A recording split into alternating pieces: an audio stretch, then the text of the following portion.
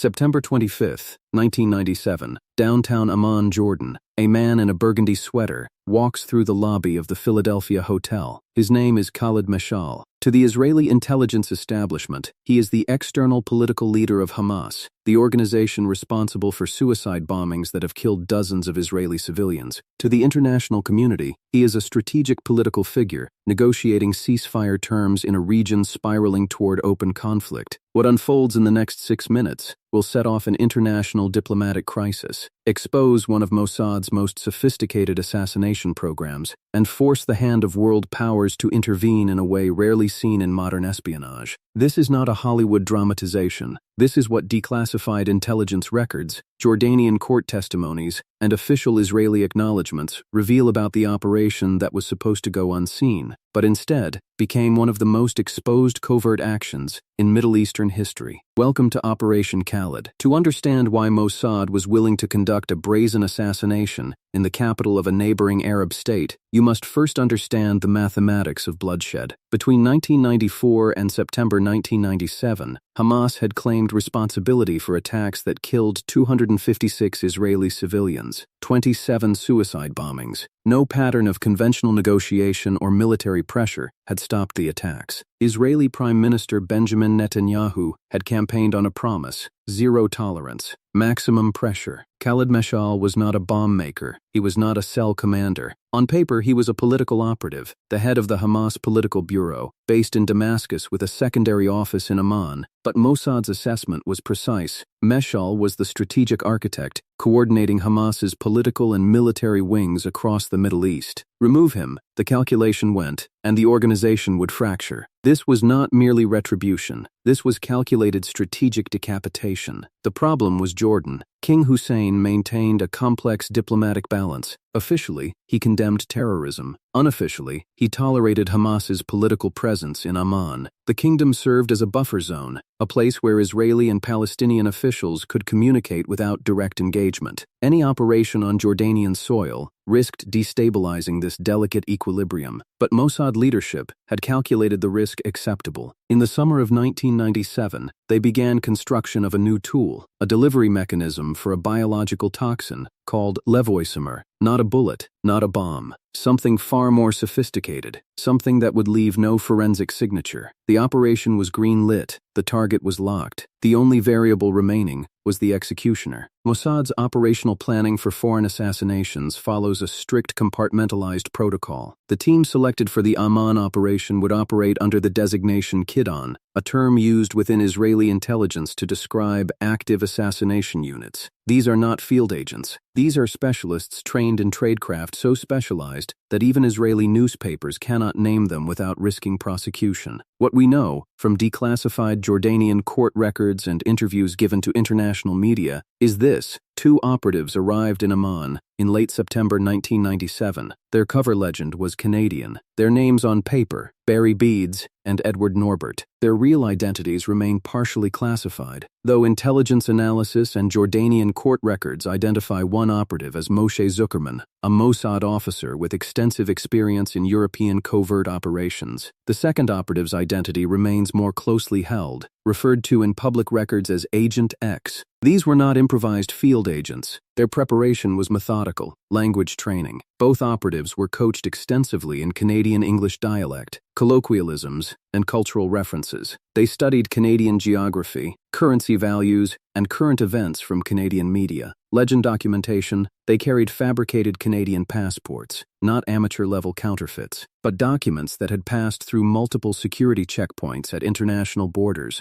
Jordanian investigators later confirmed the passports contained legitimate Canadian security features. This suggests the forged documents were created using materials sourced from compromised official channels. Financial backstopping: bank accounts established under their cover identities, hotel reservations pre-booked, rental car arrangements already in place. Every detail designed to eliminate the need for improvisation in the field. The delivery mechanism, the most critical component, was the weapon itself. According to declassified details, operatives were equipped with what intelligence reports describe as an advanced delivery device, later revealed to be a syringe-like apparatus capable of injecting a biological toxin through clothing into a target's bloodstream. The toxin itself was sophisticated. Levoisomer, a highly concentrated biochemical agent derived from naturally occurring compounds, engineered to be undetectable through standard medical autopsy procedures. It induces cardiac arrest within hours of injection. The psychological component: both operatives received extensive briefing on the target's routine, personality, and behavioral patterns. Mossad's intelligence division had been monitoring Meshaal's movements for months. They knew his daily patterns, his meeting schedule, his vulnerabilities. The psychological preparation of the operatives themselves is critical to understanding what followed. One operative was a veteran of multiple previous operations. The second operative, by multiple accounts, was engaging in a targeted killing for the first time. The pressure of such operations, the awareness that a single miscalculation could mean execution or life imprisonment, creates a specific psychological strain that even elite training cannot entirely eliminate. Both operatives were family men. Both had children. Both knew the stakes. If the operation succeeded and was never attributed to Israel, they would be extracted and returned to their cover identities. If it failed, they would face Jordanian justice in a Muslim country where assassination attempts carry death penalties. By September 24,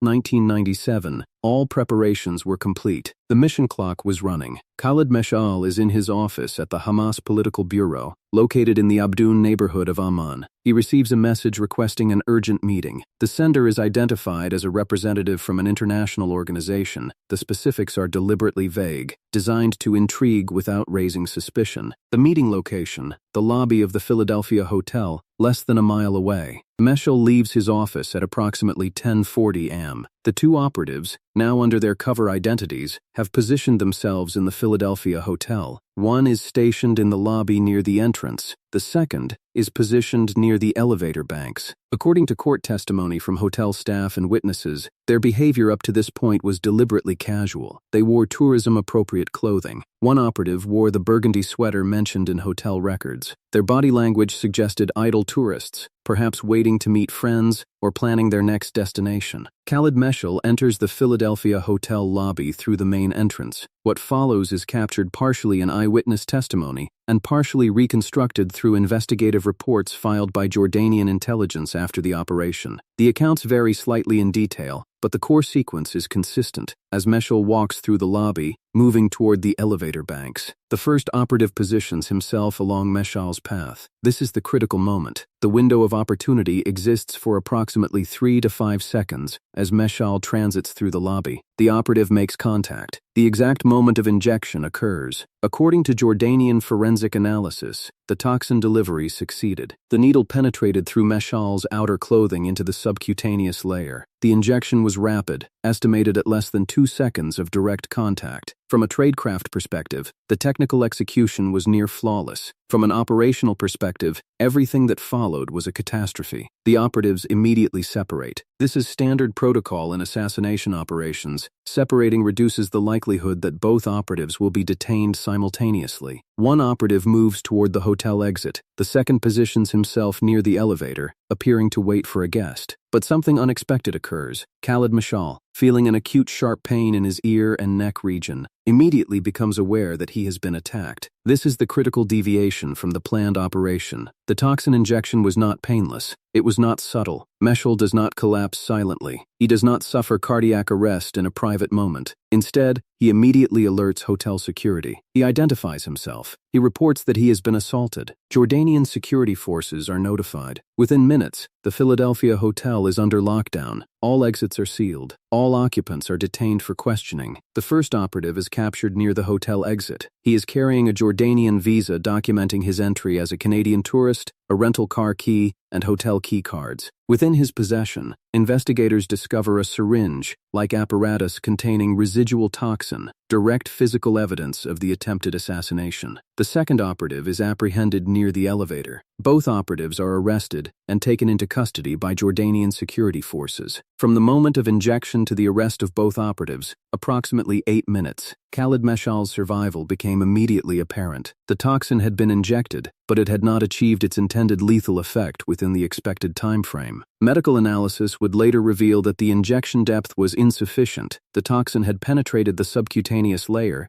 but had missed critical vascular access points that would have accelerated systemic dispersal. In a mission designed to be surgical and deniable, Mossad now faced an unprecedented crisis. The target was alive, the operatives were captured, and the entire operation was exposed. Jordanian security forces conduct preliminary interrogations. Both operatives maintain their cover legends. They are Canadian tourists. They do not speak Arabic fluently. They claim ignorance of any attack, but the physical evidence is undeniable. By 11:30 am, Jordanian intelligence officials are briefed. They understand the implications immediately. The arrest of 2 foreign nationals in possession of weapons and toxins, having just attempted to assassinate a political figure in Amman, means one thing: this is an Israeli operation. By noon, Jordanian King Hussein is briefed. By 2 p.m., the Jordanian government has formally requested clarification from Israel regarding the captured operatives. Israel initially denies any connection to the operatives. By 4 p.m., the United States is engaged. The Clinton administration contacts Israeli Prime Minister Netanyahu directly. The message is unambiguous. The United States does not support assassination operations in the territories of allied Arab nations, particularly when those operations fail and create international incidents. By 6 p.m. on September 25th, less than 8 hours after the attempted injection, Israeli leadership is in a state of crisis management. The next 48 hours involve frantic diplomatic negotiations at the highest levels. Israel faces an impossible dilemma. 2 of its operatives are in Jordanian custody, facing charges of attempted murder and violation of Jordanian sovereignty. If they are tried in Jordanian courts, they face execution or life imprisonment. Publicly disavowing them would signal weakness. Attempting a military extraction would trigger war with Jordan. Instead, Israel pursues a strategy of calculated leverage. Direct negotiations begin between Israeli and Jordanian intelligence officials. Simultaneously, the United States applies diplomatic pressure on both parties. The Clinton administration explicitly tells Jordan that military escalation is unacceptable. Simultaneously, it tells Israel that extraction of the operatives will require significant concessions. The negotiation becomes transactional. Israel offers political concessions, recognition of political legitimacy, and advancement of Oslo Accords negotiations, issues King Hussein cared deeply about. Prisoner releases. Israel agrees to release 50 Palestinian political prisoners held in Israeli prisons. Intelligence sharing, specific details regarding Hamas operations in Palestinian territories. In exchange, Jordan releases the 2 captured operatives to Israeli custody. Jordan agrees not to prosecute them. Jordan agrees to maintain public silence regarding the full operational details. After 4 days of intense negotiations, the agreement is reached. The 2 Mossad operatives are released to Israeli custody, not through a prisoner exchange, but through what is officially characterized as a diplomatic arrangement. Both operatives are extracted from Jordan and returned to Israel, avoiding trial and imprisonment. Khaled Meshaal, meanwhile, remains in critical condition. The toxin injection has triggered a severe systemic reaction. He is flown to a hospital in Jordan and then transferred to the King Hussein Medical Center in Amman, where Israeli doctors, brought in as part of the diplomatic settlement, work alongside Jordanian medical personnel to develop an antidote. Meshaal survives. The antidote, developed from research on the toxin itself, is administered successfully. He makes a full recovery within weeks, but the operation has fundamentally changed Middle Eastern geopolitics. The international fallout was severe and immediate. The European Union formally condemned what it characterized as state-sponsored terrorism. France recalled its ambassador from Israel. Arab nations called for UN action against Israel. Within Israel, the operation became the most significant intelligence scandal since the 1973 Yom Kippur War intelligence failure. Opposition politicians demanded investigations into how such an operation could have been approved and executed with such spectacular failure. Prime Minister Netanyahu initially denied Israeli involvement. However, under pressure from the United States and facing irrefutable evidence, Israel eventually issued a carefully worded statement acknowledging the incident without formally admitting operational responsibility. Intelligence analysts identified the critical failures. Intelligence assessment failure. Mossad had underestimated the pain response from the toxin injection. They assumed the target would not immediately realize he had been attacked. This assumption was catastrophically wrong. Extraction planning failure. There was no secondary exit strategy if the operation was compromised. Both operatives were captured because the building was locked down before they could extract. Medical calculation failure. The toxin dispersal rate was slower than predicted. The injection depth was insufficient for guaranteed systemic effect. Cover legend fragility. Once physical evidence was discovered, the Canadian cover story collapsed under minimal interrogation. Declassified Israeli investigative reports later revealed that Mossad's Chemical and Biological Division had estimated an 87% success probability for the operation. They had not adequately accounted for field variables, pain response, immediate witness reaction, security response time. Within Israel's intelligence establishment, the operation triggered significant reform. Mossad leadership restructuring. The head of Mossad's assassination division was reassigned. Multiple senior planners faced internal investigations. Operational protocols revision.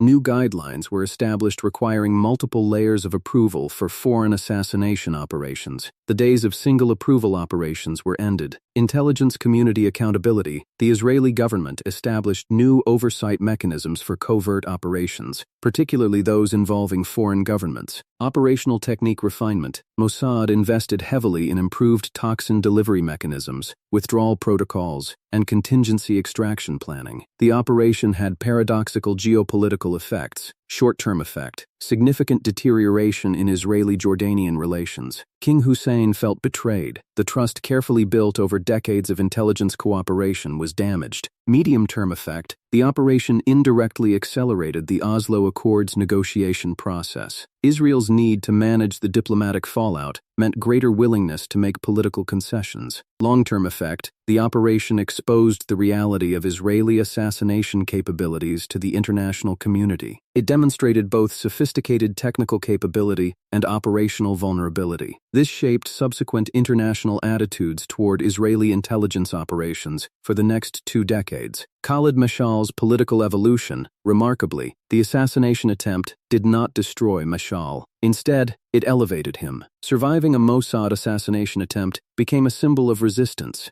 Meshaal's political standing within Hamas actually increased. He continued to serve as a political leader and later became the head of Hamas's political bureau, a position he held for nearly 2 decades. The operation triggered the most significant shift in Israeli intelligence doctrine since the Eichmann capture in 1960. Assassination legitimacy questioned. Israeli legal scholars began openly debating whether targeted assassination of political figures, as opposed to military combatants, was defensible under international law. Chemical and biological weapons restrictions. The operation accelerated Israel's internal restrictions on chemical and biological toxin use in covert operations. Reliance shifted toward conventional methods. Third-party intelligence reliance. Israel became more dependent on foreign intelligence services for operational planning, specifically to reduce the risk of unilateral Israeli operations causing international incidents. Operational compartmentalization. Mossad implemented stricter compartmentalization of assassination operations, limiting the number of officials with knowledge of active operations. Over the next 2 decades, various declassified documents, investigative journalism, and eventually official Israeli acknowledgments provided additional context. In 2000, Israeli journalist Viktor Ostrovsky published details about the operation, identifying the toxic agent and operational details previously unknown to the public. In 2006, the Israeli government officially acknowledged operational responsibility for the first time, framing it as a counterterrorism operation that had encountered unexpected complications. In 2012, declassified Jordanian court documents provided testimony from the captured operatives, revealing operational details and decision-making processes. In 2015, intelligence historians documented that the operation cost the United States significant diplomatic capital. The U.S. had to leverage relationships with Egypt, Saudi Arabia, and Turkey to manage the diplomatic fallout. The operation that was supposed to eliminate a Hamas leader without trace became the most exposed assassination attempt in Israeli intelligence history. The operatives who were supposed to disappear into a Canadian cover legend were extracted through diplomatic negotiation. The target, who was supposed to die from an undetectable toxin, became a symbol of survival and resistance. But beneath the operational failures lies a more profound question that shaped the next 25 years of intelligence ethics. The core moral paradox: if Khaled Meshaal had died that day in September 1997, would it have prevented the Second Intifada? Would it have saved the lives of the 4,000 Palestinians and 1,000 Israelis who would die in the violence that followed between 2000 and 2005? Or was his survival the only outcome that could have prevented something worse? a cycle of assassination and counter-assassination that would have consumed the entire region. The Israeli intelligence establishment argued that targeted killing was a moral choice, eliminating leaders of organizations responsible for suicide bombings. The international community argued that assassination violates the sovereignty of nations and the legitimacy of international law. What happened in Amman in 1997 did not resolve this debate, it simply made it visible. 25 years later, Israel still maintains an active assassination program. Hamas still operates as a political and military organization. The cycle continues, more sophisticated, more secretive, but ultimately asking the same unanswerable question: can targeted assassination achieve strategic objectives without creating the very consequences it seeks to prevent? The operation that failed in Amman was supposed to be the answer. Instead, it became the most honest documentation of the question.